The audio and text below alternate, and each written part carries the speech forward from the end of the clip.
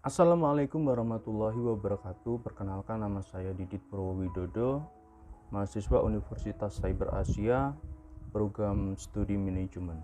Kali ini saya akan membahas topik middle income trap. Indonesia harus menghindari terjadinya middle income trap. Middle income trap merupakan suatu keadaan ketika negara berhasil mencapai tingkat pendapatan menengah, tetapi tidak dapat keluar dari tingkatan tersebut untuk menjadi negara maju.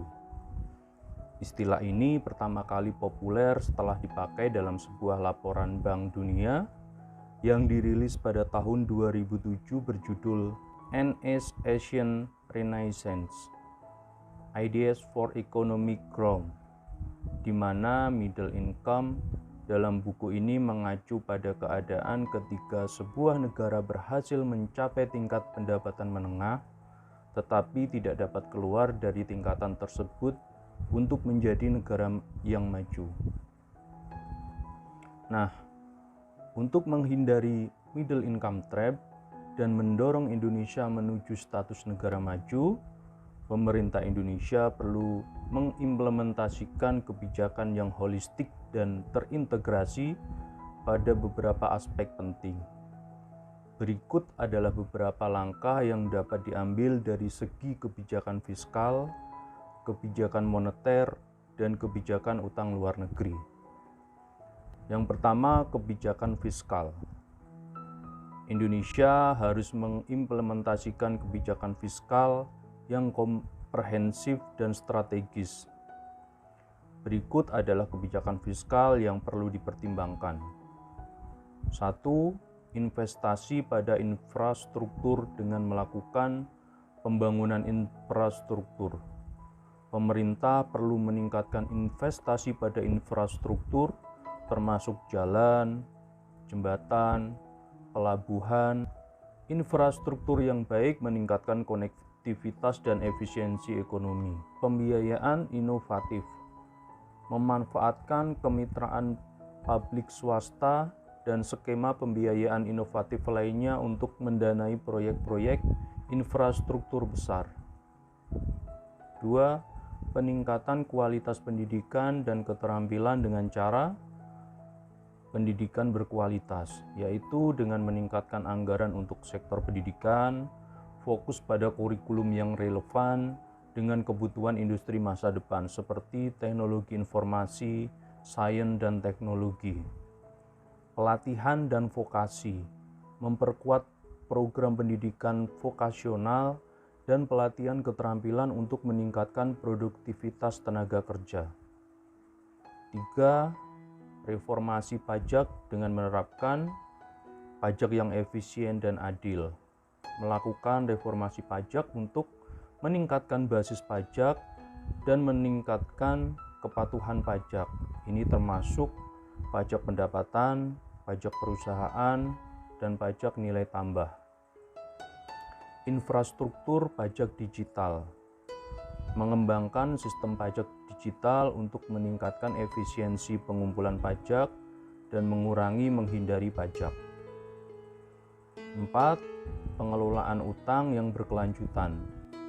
Utang yang terukur, memastikan bahwa rasio utang terhadap PDB tetap dalam batas yang aman dan digunakan secara efektif untuk proyek-proyek yang meningkatkan produktivitas. Diversifikasi sumber pembiayaan, meningkatkan penggunaan sumber pembiayaan non-utang seperti obligasi, pembangunan, dan dana investasi nasional.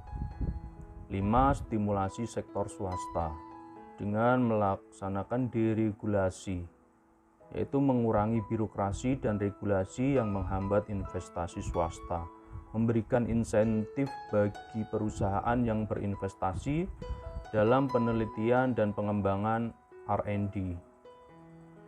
Dukungan UMKM, memberikan insentif fiskal dan akses pembiayaan bagi usaha mikro, kecil dan menengah atau UMKM untuk meningkatkan inovasi dan daya saing. 6. Meningkatkan produktivitas dan inovasi dengan R&D, yaitu meningkatkan anggaran untuk penelitian dan pengembangan, mendorong kolaborasi antar sektor publik, akademisi, dan industri. Teknologi dan digitalisasi, mendukung adopsi teknologi dan digitalisasi di semua sektor ekonomi untuk meningkatkan efisiensi dan inovasi.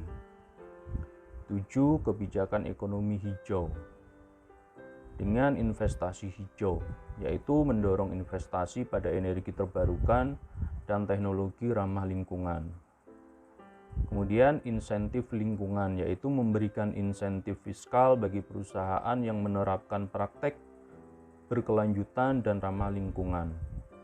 8. Peningkatan kesejahteraan sosial dengan cara jaminan sosial, yaitu memperluas dan meningkatkan program jaminan sosial untuk mengurangi ketimpangan dan memastikan kesejahteraan masyarakat.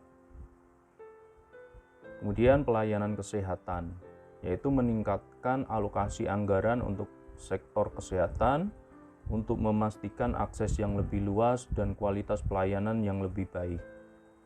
9. Implementasi dan monitoring.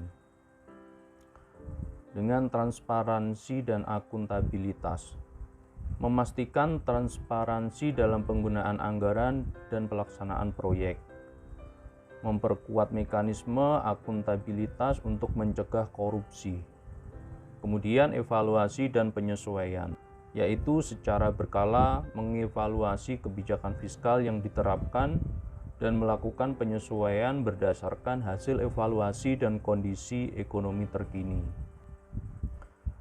Yang kedua, kebijakan moneter. Kebijakan moneter yang baik dapat menjaga stabilitas harga, mendorong pertumbuhan ekonomi, dan mendukung sektor keuangan yang sehat. Berikut adalah kebijakan moneter yang perlu dilakukan. 1. Stabilitas inflasi.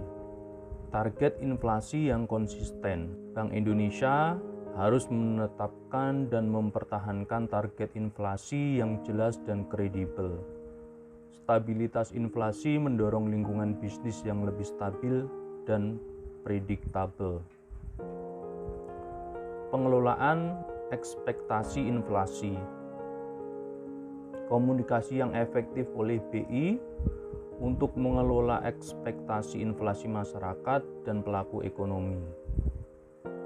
2. Kebijakan suku bunga. Suku bunga yang adaptif.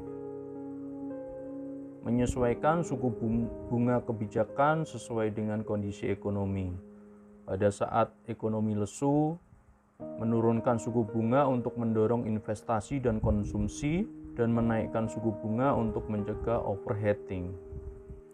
Transmisi kebijakan moneter yang efektif, yaitu memastikan bahwa perubahan suku bunga kebijakan tercermin pada suku bunga perbankan dan sektor keuangan lainnya. 3. Stabilitas nilai tukar. Kurs yang fleksibel. Mempertahankan kebijakan nilai tukar yang fleksibel tetapi dikelola untuk menyesuaikan dengan kondisi pasar dan mengurangi volatilitas yang ekstrim. Intervensi valuta asing. Intervensi di pasar valuta asing bila diperlukan untuk mencegah fluktuasi nilai tukar yang berlebihan dan menjaga stabilitas ekonomi. 4. Cadangan devisa. Peningkatan cadangan devisa. Meningkatkan cadangan devisa untuk menghadapi guncangan eksternal dan menjaga stabilitas nilai tukar. Manajemen cadangan yang efisien, yaitu mengelola cadangan devisa secara efisien untuk mendapatkan imbal hasil yang optimal dan meminimalkan risiko. 5. Kebijakan makroprudensial dengan stabilitas sistem keuangan, yaitu menggunakan alat makroprudensial untuk memitigasi risiko sistematik dan memastikan stabilitas sistem keuangan. Kemudian pengawasan perbankan yang ketat. dengan menerapkan regulasi yang ketat terhadap perbankan dan lembaga keuangan lainnya untuk memastikan praktek yang sehat dan berkelanjutan.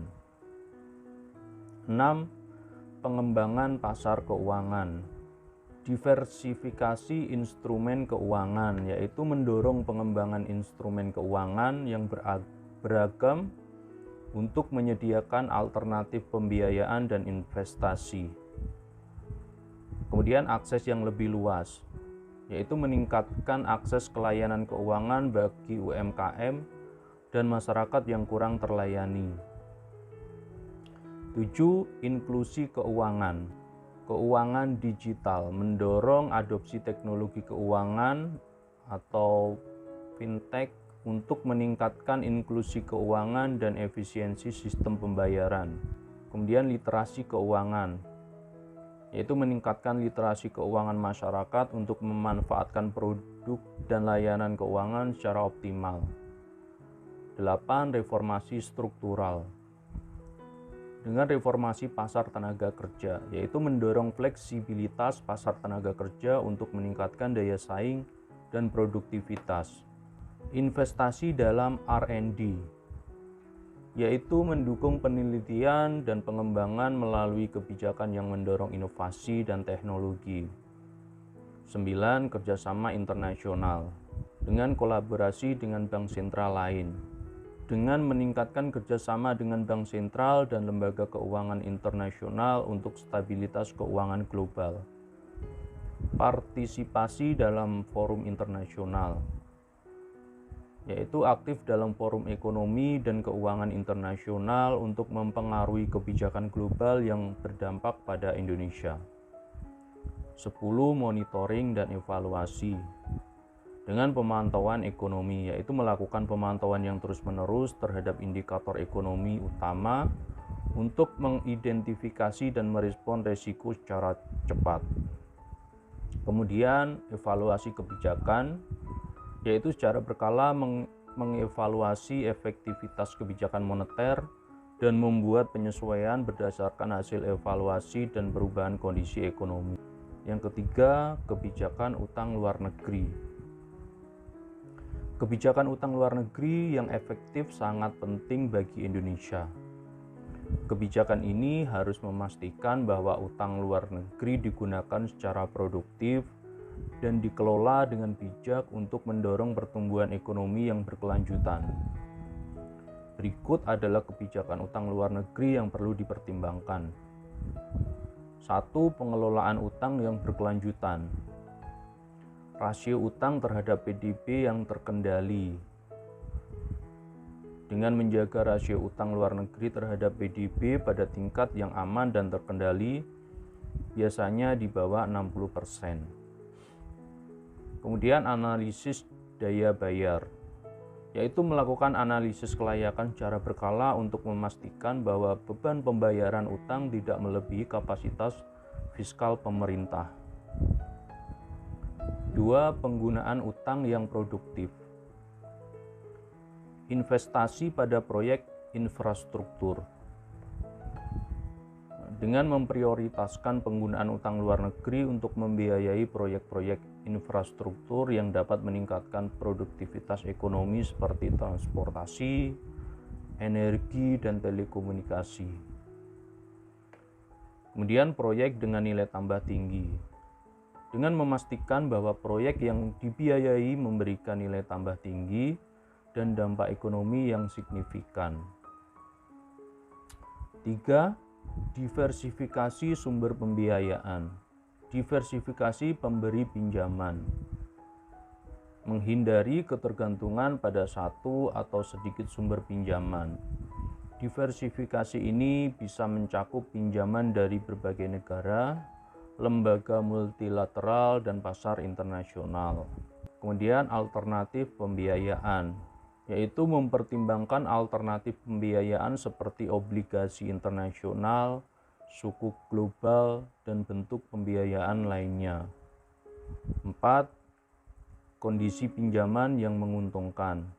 Suku bunga yang kompetitif. Dengan memastikan pinjaman diambil dengan suku bunga yang kompetitif, dan sesuai dengan kondisi pasar. Tenor yang panjang, yaitu memilih pinjaman dengan tenor yang panjang untuk mengurangi tekanan pembayaran jangka pendek dan memberikan waktu yang cukup bagi proyek untuk menghasilkan hasil ekonomi. 5. Transparansi dan akuntabilitas. Pelaporan yang terbuka. Melakukan pelaporan yang transparan mengenai jumlah, penggunaan, dan kondisi utang luar negeri. Publikasi laporan secara berkala yang dapat diakses oleh masyarakat. Akuntabilitas penggunaan utang. Memastikan bahwa dana yang diperoleh dari utang digunakan sesuai dengan tujuan yang telah ditetapkan dan diaudit secara independen. 5. Kebijakan moneter yang mendukung stabilitas nilai tukar. Dengan memastikan kebijakan moneter mendukung stabilitas nilai tukar untuk meminimalkan resiko mata uang terkait utang luar negeri. Kemudian cadangan devisa yang kuat. Dengan menjaga cadangan devisa yang cukup untuk menutupi kewajiban pembayaran utang luar negeri. 7. Reformasi struktural dan ekonomi. Peningkatan daya saing. Melakukan reformasi struktural untuk meningkatkan daya saing ekonomi, termasuk reformasi pasar tenaga kerja, kebijakan pendidikan, dan inovasi teknologi. Penguatan sektor ekspor. Mendukung sektor-sektor yang berorientasi ekspor untuk meningkatkan pendapatan valuta asing dan memperkuat kemampuan membayar utang. 8. Mitigasi resiko. Manajemen risiko mata uang. Menggunakan instrumen lindung nilai untuk mengelola risiko mata uang yang terkait dengan utang luar negeri. Perencanaan keuangan yang ketat. Menyusun rencana pembayaran utang yang detail dan ketat untuk mengantisipasi berbagai skenario ekonomi dan keuangan. 9. Kerjasama internasional. Hubungan diplomatik yang kuat. Memperkuat hubungan diplomatik dan ekonomi dengan negara pemberi pinjaman dan lembaga keuangan internasional untuk mendapatkan kondisi pinjaman yang lebih menguntungkan. Negosiasi ulang. Bila diperlukan, melakukan negosiasi ulang terhadap kondisi utang untuk mendapatkan persyaratan yang lebih baik. 10. Monitoring dan evaluasi. Pemantauan berkala. Melakukan pemantauan berkala terhadap kondisi utang luar negeri dan dampaknya terhadap ekonomi. Evaluasi kebijakan. Melakukan evaluasi berkala terhadap kebijakan utang luar negeri untuk memastikan efektivitas dan membuat penyesuaian yang diperlukan berdasarkan hasil evaluasi. Indonesia memiliki potensi besar untuk menghindari middle income trap dan mencapai status negara berpendapatan tinggi. Namun, untuk mewujudkan visi ini diperlukan kebijakan yang komprehensif dan terintegrasi di berbagai sektor ekonomi. Dengan menerapkan kebijakan-kebijakan tersebut, pemerintah Indonesia dapat mendorong pertumbuhan ekonomi yang berkelanjutan dan meningkatkan daya saing. Hal ini memerlukan komitmen yang kuat dari semua pihak terkait serta koordinasi yang baik antara berbagai lembaga pemerintah. Dengan kolaborasi dan komitmen yang kuat dari seluruh pemangku kepentingan, pemerintah, sektor swasta, akademisi, dan masyarakat Indonesia dapat melangkah dengan pasti menuju masa depan yang lebih makmur dan berkelanjutan. Mari kita bekerja sama untuk menciptakan Indonesia yang lebih maju, di mana setiap warga negara dapat menikmati kesejahteraan dan kemakmuran yang setara. Demikianlah pendapat atau perspektif saya tentang kebijakan-kebijakan yang harus diambil pemerintah guna menghindari terjadinya middle income trap. Terima kasih banyak atas perhatiannya. Wassalamualaikum warahmatullahi wabarakatuh.